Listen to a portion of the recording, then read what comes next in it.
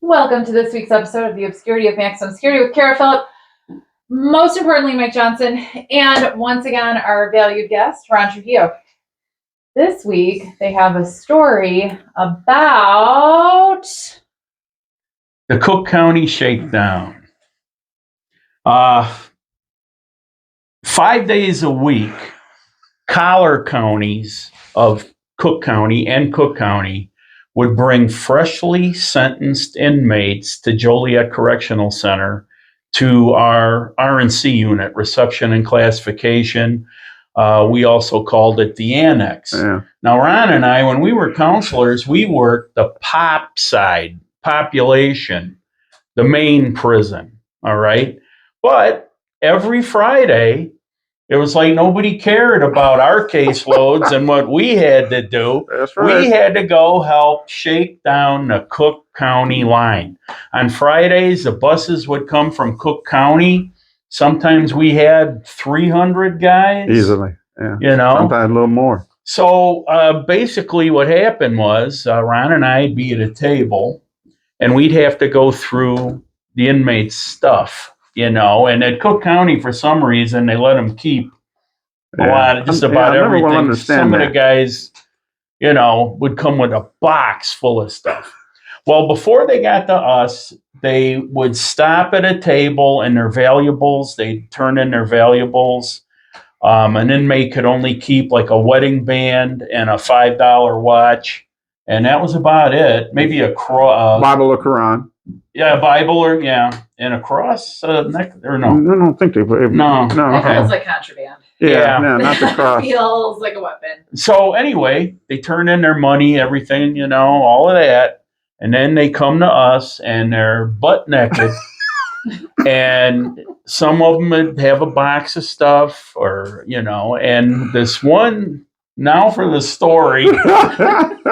This one time, Ron and I are sitting there, and this guy walks up, and he's got a box, and he flips it upside down. All this, like funky socks, underwear, clothing, all this crap comes out of the box right in front of us on the table.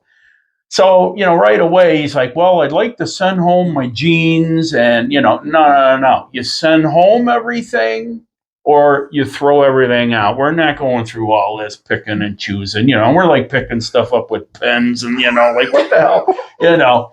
So all this funk is in front of us. Yes. And I think he decided to throw everything away, which is okay with us. All right. And all the fuzzies and everything that were in the box and God knows what else. Okay, so we finish with him. He signs the paperwork. Now, for some strange reason, the next stop was the nurse. She's sitting on a stool. The guy walks over there butt naked, and she's got one of those lights, and she's like looking with the light, you know, and doing all of this, you know, and she goes, "This one's got crabs," and we're like, "Are you kidding? Come on! We just got done going through all of this crap." Then you're looking, now you start itching and stuff. And I'm like, "How come you're not set up over there?" You know, before all of this. Yeah. But anyway, then they get deloused somehow. Go in the shower and they give them something. Yeah, it's some lotion, some kind of shampoo or something like that. Because after us was the shower. Yeah, God. But anyway, some of that stuff to come out of those boxes, but we would tell them, "Home or destroy." What is that? Home or destroy. Home or destroy. Well, I want to send home. Yeah. You know, I want to send home my underwear. You know, they have. There's some of them underwear. Like, you want to send it home, we won't say what was in them, but you know, it's like, come on, dude. Yeah. You know, they could keep 12 pictures long as they weren't, you know, nude pictures. They could keep a Bible, Quran. Which you had to sort through all that stuff, and everything else you boxed up. He wrote a little address down on there, and then whatever money he got on the books, home or send it home. So many a family meal or relative got funky underwear in their box. Yeah, really. Open it up. Yeah. And I used to say, you know, I'd look at and I'd say, you know, this is in the 90s. And I'd say, "You're not getting out until 2024. He used to do that. You know, I'd say, "Well, I don't know. This stuff will either be out of style or back in style by then." But I said, "You can't just send home one thing. You know, it all goes or home or it all goes in. The big thing was their jumpers, their gym shoes, right? And they take some of them shoes off. It's like, my God, throw that. What, you gonna throw that out? Or you gonna put it in the box? Oh yeah. Remember that? Yeah, we don't want to wear the white shoes. Whatever. Yeah.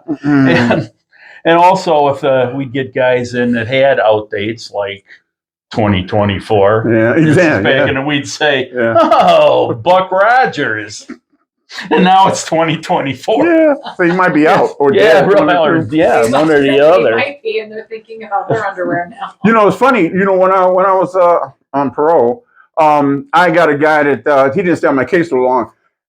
We had shook him down. Hosey and I shook him down. There was another counselor that we used to work with. And Hosey used to smoke a pipe.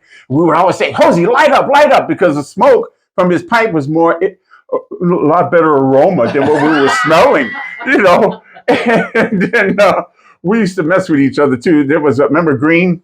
He used to be in the back table, and we would send all the weird guys back there. See, Counselor Green back there. We tried to do that with a guy with a box, but sometimes it just didn't work out. He'd already have a guy, and we got to do this one.